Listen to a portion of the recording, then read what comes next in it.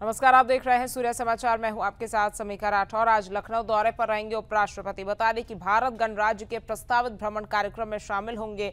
राज्यपाल की लिखी पुस्तक का विमोचन करेंगे। उपराष्ट्रपति के आगमन को लेकर कई रूट बदले गए हैं और करीब 11 बजे लखनऊ उपराष्ट्रपति पहुंचेंगे। तो आज लखनऊ दौरे पर रहेंगे उपराष्ट्रपति। बता दें कि भारत गणराज्य के प्रस्तावित भ्रमण कार्यक्रम में शामिल होंगे। राज्यपाल की लिखी पुस्तक का विमोचन करेंगे और उपराष्ट्रपति के आगमन को लेकर कई रूट बदले गए हैं। बता दें कि करीब 11 बजे लखनऊ पहुंचेंगे उपराष्ट्रपति जगदीप धनखड़। तो आज लखनऊ दौरे पर रहेंगे उपराष्ट्रपति। भारत गणराज्य के प्रस्तावित भ्रमण कार्यक्रम में शामिल होंगे और राज्यपाल की लिखी पुस्तक का विमोचन करेंगे। साथ ही उपराष्ट्रपति के आगमन को लेकर कई रूट बदले गए हैं और करीब 11 बजे लखनऊ उपराष्ट्रपति पहुंचेंगे। तो ये आज कार्यक्रम उपराष्ट्रपति का लखनऊ में रहने वाला है। बता दें आपको कि भारत गणराज्य के प्रस्तावित भ्रमण कार्यक्रम में आज वो शामिल होंगे और राज्यपाल की लिखित पुस्तक का विमोचन भी इस दौरान करने वाले हैं। साथ ही साथ बताते चले कि उपराष्ट्रपति के आगमन को लेकर कई रूट बदले गए हैं और करीब 11 बजे का समय बताया जा रहा है जब लखनऊ पहुंचेंगे उपराष्ट्रपति जगदीप धनखड़।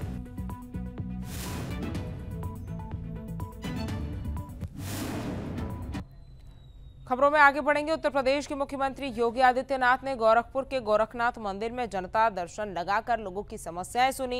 इस दौरान सीएम योगी ने अधिकारियों को सख्त निर्देश दिए। जनता दर्शन से पहले सीएम योगी पक्षियों को दाना खिलाते और बच्चों को दुलारते हुए भी नजर आए। इस दृश्य ने सभी का दिल जीत लिया। इसी पर एक रिपोर्ट आपको दिखाते हैं।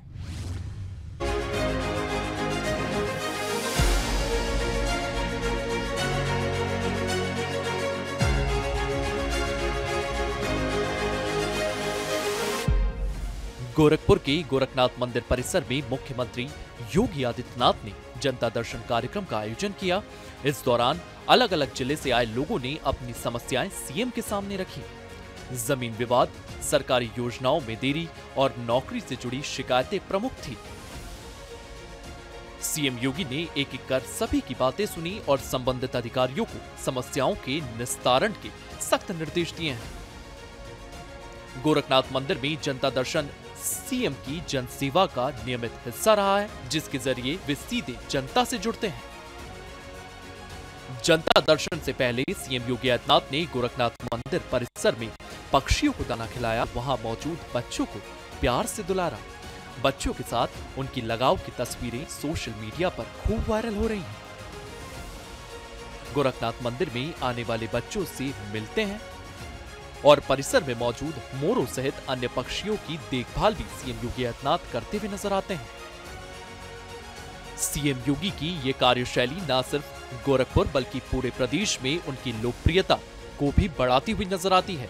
जनता दर्शन में आए लोगों ने कहा है कि योगी सरकार में उनकी समस्याओं का समाधान तेजी से हो रहा है। सीएम से सीधा संवाद उन्हें भरोसा देता है। गोरखनाथ मंदिर में सीएम योगी का जनता दर्शन और उनकी सादगी भरी गतिविधियां एक बार फिर उनकी जनसेवा और प्रकृति के प्रति उनके प्रेम को सामने लाती है। पक्षियों को दाना खिलाने से लेकर बच्चों को दुलार करना और जनता की समस्याएं सुलझाने तक योगी आदित्यनाथ की ये कार्यशैली न सिर्फ गोरखपुर बल्कि पूरे उत्तर प्रदेश के लिए एक मिसाल है। ये जनता दर्शन न केवल समस्याओं का समाधान लाया बल्कि लोगों के दिलों में विश्वास भी जगाया। ब्यूरो रिपोर्ट, सूर्य समाचार। और गोरखपुर में दीनदयाल उपाध्याय विश्वविद्यालय के हीरक जयंती समारोह में मुख्यमंत्री योगी आदित्यनाथ ने महंत दिग्विजयनाथ प्रेक्षागृह और हीरक जयंती द्वार का शिलान्यास किया। इस दौरान बीजेपी सांसद रवि किशन भी मौजूद रहे। सीएम योगी ने कई पुस्तकों का विमोचन किया और विश्वविद्यालय को विकास की नई सौगातें दी। इसी पर एक रिपोर्ट आपको दिखाते हैं।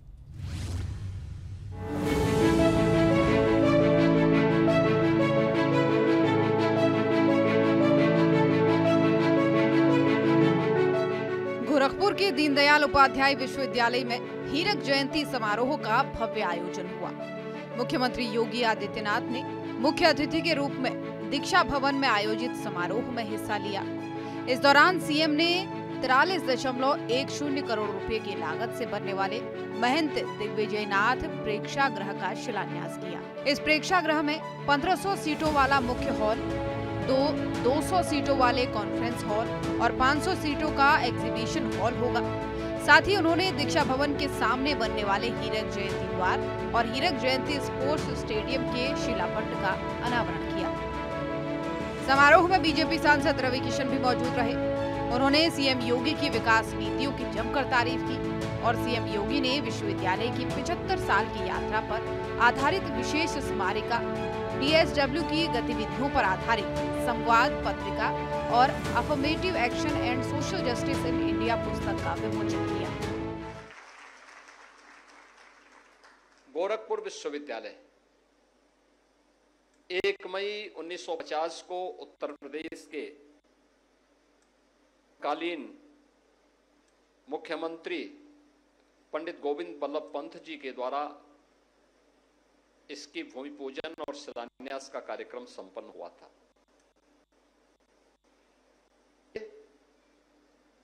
24 जनवरी 1950 को उत्तर प्रदेश का नोटिफिकेशन जारी होता है। 26 जनवरी 1950 को भारत अपना संविधान लागू करता है और भारत के संविधान लागू होने के बाद आजाद भारत का यह पहला विश्वविद्यालय गोरखपुर में स्थापित होता है। मैं सबसे पहले विश्वविद्यालय की स्थापना के लिए योगदान देने वाले इन सभी महान विभूतियों को, जिन्होंने साधना करके, तपस्या करके उस संपत्ति को बनाया, लेकिन पूर्वांचल के हित को ध्यान में रख करके उन्होंने विश्वविद्यालय के लिए सब कुछ अपना समर्पित किया, उन सभी विभूतियों की स्मृतियों को नमन करते हुए उन्हें नम्र श्रद्धांजलि अर्पित करता हूं। विश्वविद्यालय की आधारशिला बने के पहले कुलपति प्रोफेसर BN झा। जहां जी बहुत एक विद्वान आदमी थे, संभवतः केमिस्ट्री के वे प्रोफेसर थे, और प्रोफेसर BN झा इसकी आधारशिला बने और महाराणा प्रताप महाविद्यालय के जितने भी उस समय के शिक्षक थे, क्योंकि जब महाराणा प्रताप शिक्षा परिषद महाराणा प्रताप कॉलेज और महिला कॉलेज को विश्वविद्यालय को देने के लिए उन्होंने पूरी प्रॉपर्टी को विश्वविद्यालय को सौंपने की बात हुई थी, यह भी शर्त था कि विश्वविद्यालय के जितने भी प्रोफेसर होंगे, उस महाविद्यालय के जितने भी आचार्यगण होंगे, वे सभी विश्वविद्यालय में जाएंगे और विश्वविद्यालय के साथ उनकी सेवाएं भी जोड़ी जाएंगी। सीएम योगी ने अपने संबोधन में कहा कि गोरखपुर विश्वविद्यालय पूर्वांचल का शैक्षणिक केंद्र बनेगा और नई परियोजनाएं इसे वैश्विक पहचान दिलाएंगी। उन्होंने विश्वविद्यालय को राष्ट्रीय शिक्षा नीति लागू करने के लिए सराहा है। वहीं कुलपति प्रोफेसर पूनम टंडन ने बताया कि हीरक जयंती समारोह में शुरू हुई परियोजनाएं विश्वविद्यालय के 75 साल के गौरव को और भी बढ़ाएंगी। वहीं समारोह में हजारों छात्रों और शिक्षकों ने हिस्सा लिया और गोरखपुर के विकास में योगी सरकार की सक्रियता की जमकर तारीफ की। सोशल मीडिया पर भी सीएम के इस दौरे की खूब चर्चा रही। ग्रामीण विकास की अवधारणा को कैसे आगे बढ़ाया जा सकता है, इस क्षेत्र के विकास को आगे बढ़ाने में विश्वविद्यालय किस भूमिका के साथ कार्य कर सकता है। जो आपके पास है आप उसी का बेहतर उपयोग कर सकते हैं, जिसको कम मेहनत में, जिसको आप कह सकते हैं लो हैंगिंग फ्रूट्स, जिसको आप आसानी से प्राप्त कर सकते हैं, उसे प्राप्त करने की दिशा में कौन से ऐसे क्षेत्र होंगे। 1950 में भाव आया था कि गोरखपुर विश्वविद्यालय को एक ग्रामीण विश्वविद्यालय के रूप में मान्यता देकर के ग्रामीण विकास की अवधारणा को आगे बढ़ाया जाए, क्योंकि वह कालखंड ऐसा था जब भारत की जीडीपी में कृषि का योगदान उस समय ये लगभग 50% से अधिक था, कृषि पर आधारित था। पूरे देश के अंदर इस प्रकार की स्थितियां थी, देश के सामने चैलेंज थे, टेक्नोलॉजी का कोई नाम लेने वाला नहीं था, कनेक्टिविटी नहीं थी, बुनियादी सुविधाएं नहीं थी। उन स्थितियों में यहां के बारे में बात आई थी कि कैसे इसको आगे बढ़ाया जा सकता है। देश के सामने चैलेंज थे, टेक्नोलॉजी का कोई नाम लेने वाला नहीं था, कनेक्टिविटी नहीं थी, बुनियादी सुविधाएं नहीं थी। उन स्थितियों में यहां के बारे में बात आई थी कि कैसे इसको आगे बढ़ाया जा सकता है। आप याद करिए ना, गोरखपुर की कनेक्टिविटी की स्थिति क्या थी। राजघाट में जो पुराना पुल है वो नहीं था, वो तो 1964 में बना है। यानी उससे पहले गोरखपुर में आने के लिए पेंटून था या नाव से लोग आते थे। अनुमान करिए नाव से कितने लोग आते रहे होंगे, कल्पना करिए। यानी कम आवागमन था।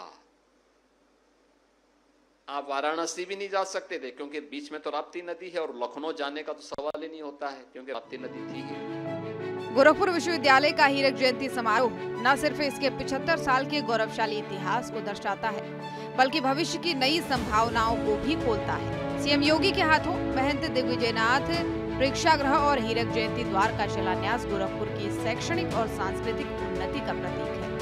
पुस्तक विमोचन और अन्य लोकार्पण ने इस समारोह को और ऐतिहासिक बना दिया। योगी सरकार की ये पहल गोरखपुर को विकास के नए शिखर पर ले जा रही है। ब्यूरो रिपोर्ट, सूर्या समाचार।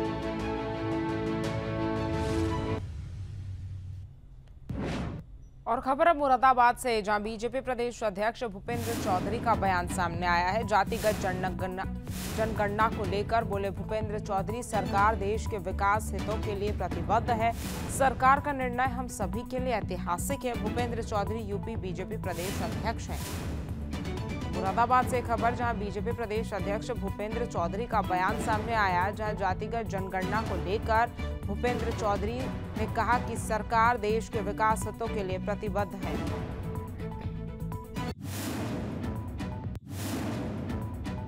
माननीय प्रधानमंत्री नरेंद्र मोदी जी के नेतृत्व में राजनीतिक विषयों की कैबिनेट समिति ने निर्णय लिया है कि जातियों की जनगणना को आने वाली जनगणना में सम्मिलित किया जाए। यह इस बात को दर्शाता है कि वर्तमान सरकार देश और समाज के सर्वांगीण विकास के हितों के लिए प्रतिबद्ध है। कांग्रेस की सरकारों के द्वारा हमेशा जातिगत जनगणना का विरोध किया गया है। आज़ादी के बाद की गई सभी जनगणनाओं को जातियों की गणना नहीं की गई।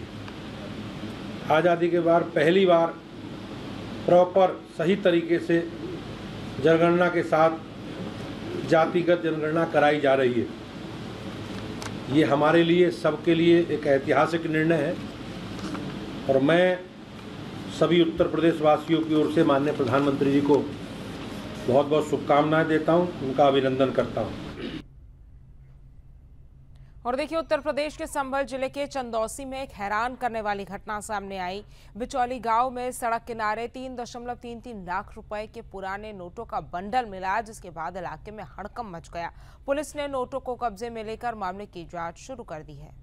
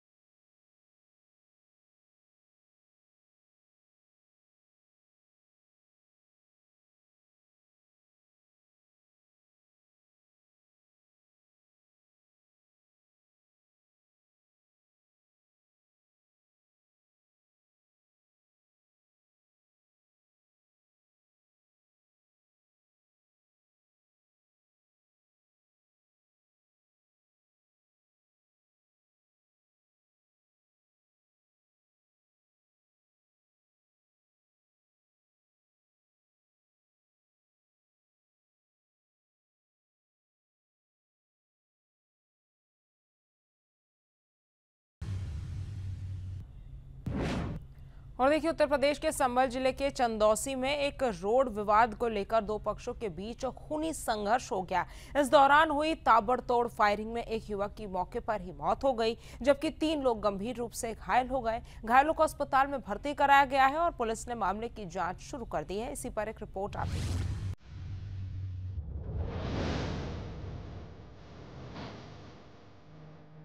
संभल जिले के फतेहगढ़ थाना क्षेत्र में भीकमपुर गांव में एक दिल दहला देने वाली घटना सामने आई है। खेत में चक्रोर को लेकर के एक ही परिवार के 2 पक्षों में शुरू हुआ विवाद देखते ही देखते खूनी संघर्ष में बदल गया। दोनों पक्षों के बीच हुई ताबड़तोड़ फायरिंग में एक युवक मौके पर मौत हो गई। इस घटना में 3 अन्य लोग गंभीर रूप से घायल बताए जा रहे हैं। घायलों को तुरंत अस्पताल में भर्ती कराया गया है। घटना की सूचना मिलते ही अपर पुलिस अधीक्षक पुलिस बल के साथ मौके पर पहुंचे। प्रारंभिक जांच में पता चला है कि चक्रोर को लेकर दोनों पक्षों पहले से तनातनी चल रही, जिसने सबूत ले लिया। फायरिंग के बाद आरोपी मौके से फरार हो गए हैं। पुलिस ने मृतक की शव पोस्टमार्टम के लिए भेज दिया है और घायलों के बयान दर्ज कराने की प्रक्रिया शुरू कर दी गई। गाँव में तनाव को देखते हुए भारी पुलिस बल तैनात किया गया है और इलाके में गश्त बढ़ा दी गई।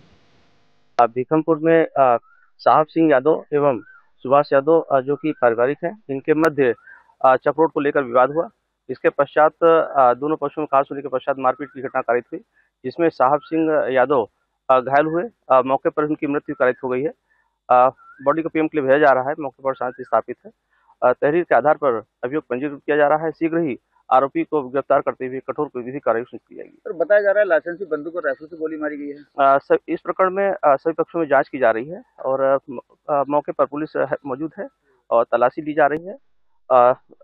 जो असलहे बताए जा रहे हैं वह भी कब्जे में ले लिए गए हैं और जांच करते हुए कार्रवाई की जाएगी। फायरिंग की घटना ने पूरे इलाके में हड़कंप मचा दिया है। फायरिंग में घायल युवकों का इलाज अस्पताल में चल रहा है, वहीं परिजनों का बुरा हाल हो गया। घायलों ने बताया है कि दबंगों ने पहले से इसकी तैयारी कर रखी। सड़क पड़ रही थी सर, सुबह एक डार आए और सड़क डाल गई। न मनरेगा के टाइम मिट्टी पड़ रही थी, हमारे खेतों पड़ गई, उनके खेत में सड़क नप गई। नपने के बाद वे डालने न दे रहे, हमने हमको गाली दे रहे थे। हमें गाली क्यों दे रहे थे वे? तो बोले अभी बंदूक लेके आ रहे, राइफल लेके आए। दोनों बाप पूत और एक उनका लड़का अजय, उस पर तमंचा था और दोनों पे एक पे राइफल, एक पे दोनों ने बंदूक, और हमारे गोली मार दी और हमारे पिताजी को गोली मार दी। 4-5 लोग घायल हो गए। अभी हमारे पिताजी की हालत गंभीर है। पिताजी की पुलिस मौके में नहीं पहुंची। 112 नंबर लगाया, लगाई नहीं। बहुत देर लगाया, लगाई नहीं नंबर। मनरेगा की सड़क पड़ रही थी, वो डालने नहीं दे रहे थे, गाड़ी गलौज कर रहे थे। वीडियो है मेरे पास पूरी, वो बहुत बुरी गाड़ी दे रहे थे। क्या हुआ? फिर का वो राइफल लेकर आ गए, राइफल बंदूक दोनों लेके आ गए। वो राइफल लाइसेंस की है? हाँ, लाइसेंस की है। उन्होंने गोली मार दी। कौन खत्म हो गया? कोई खत्म हो गया? हाँ, एक हमारे ताऊ हैं, उनकी गोली लग गई है। वो कितने लोग घायल हैं? 3-4 लोग घायल हैं। और कौन लोग, क्या नाम है? विवेक और देवेश पलंगेटा और शैलेंद्र भैया हमारा। 3 लोग घायल हैं। हाँ, बाबा के पीछे बाबा घर पे उनके पीछे लगी। संभल के चंदौसी में चक्रोर विवाद में एक बार फिर हिंसा का रूप ले लिया, जिसने एक ही परिवार को तबाह कर दिया। एक युवक की मौत और 3 लोगों के घायल होने से गांव में मातम और तनाव का माहौल है। पुलिस और प्रशासन की सक्रियता से हालात काबू करने की कोशिश की जा रही है, लेकिन इस घटना ने एक बार फिर ग्रामीण इलाकों में छोटे विवाद के हिंसक होने की समस्या को उजागर कर दिया। ब्यूरो रिपोर्ट, सूर्य समाचार।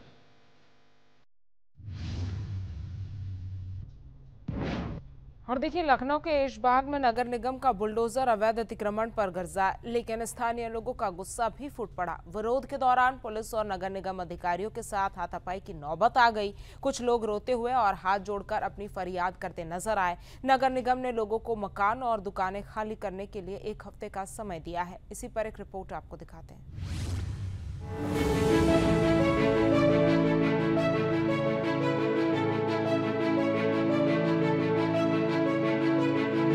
लखनऊ के ऐशबाग वार्ड में बुधवार सुबह नगर निगम और पुलिस की संयुक्त टीम ने अवैध अतिक्रमण के खिलाफ बड़ी कार्रवाई की। सरकारी जमीन पर बनी 50 से ज्यादा झुग्गी झोपड़ियों को बुलडोजर से ढहा दिया गया।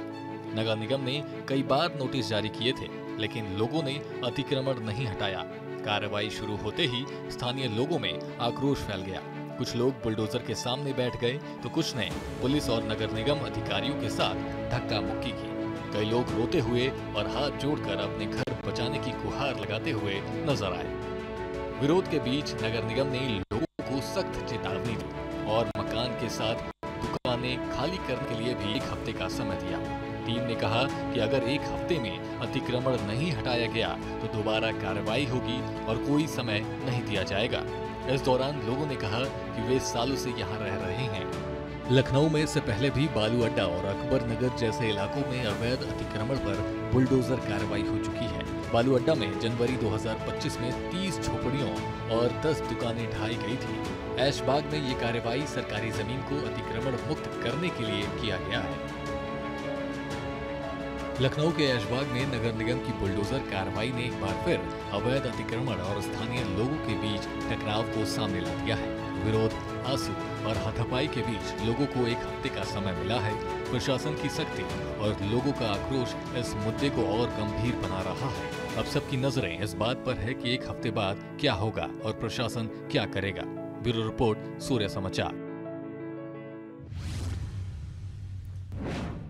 और देखिए, बुलंदशहर के पहासू कब्जे में पहलगाम आतंकी हमले के खिलाफ सभी समुदायों के व्यापारियों ने एकजुटता दिखाते हुए बाजार पूरी तरह बंद रखा। इस दौरान पाकिस्तान मुर्दाबाद के नारे लगाए गए और आतंकवाद के खिलाफ गुस्सा जाहिर किया। व्यापारियों ने हमले का बदला लेने की मांग की है। इसी पर एक रिपोर्ट आपको दिखाते हैं।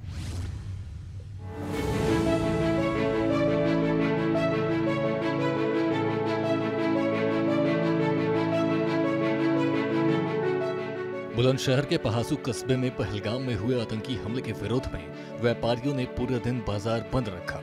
22 अप्रैल को 22 सरन घाटी में हुए इस हमले में 26 लोग, ज्यादातर पर्यटक, मारे गए थे। इस घटना ने पूरे देश को झकझोर दिया है। पहासू में हिंदू, मुस्लिम और अन्य समुदाय के व्यापारियों ने एकजुट होकर अपनी दुकानें बंद की और आतंकवाद के खिलाफ प्रदर्शन किया। इस दौरान पाकिस्तान मुर्दाबाद और आतंकवाद मुर्दाबाद के नारे गूंजे। स्थानीय लोगों ने बताया कि पहासू के मुख्य बाजार में सुबह से ही सन्नाटा पसरा रहा। व्यापारियों ने आतंकवाद को मानवता का दुश्मन बताते हुए कहा कि इस तरह के हमलों का बदला लिया जाना चाहिए ताकि भविष्य में ऐसी घटनाएं न हो। पहलगाम की वजह है, वहाँ जो आतंकी ने मारे हैं उनके विरोध में हैं। सभी दुकानें यहाँ बंद, सभी दुकानें बंद है, पूरी मंडी बंद है, पूरा बाजार बंद है, सभी बंद है। इस टाइम पूरा बाजार ही बंद समझे। क्या अपील करना चाहते हैं आप लोग? अपील यही करना चाहे, उसके बाद कोई जांच होनी चाहिए, ये ऐसा क्यों हुआ, कैसे आतंकी आ गए। केंद्र सरकार ने हमले को पाकिस्तान प्रायोजित हमला बताया और बुलंदशहर के पहासू में व्यापारियों की ये पहल न सिर्फ पीड़ितों के प्रति एकजुटता दिखाती है बल्कि। चलिए, फिलहाल के लिए मेरे साथ इतना। आप देखते रहिए सूर्य समाचार।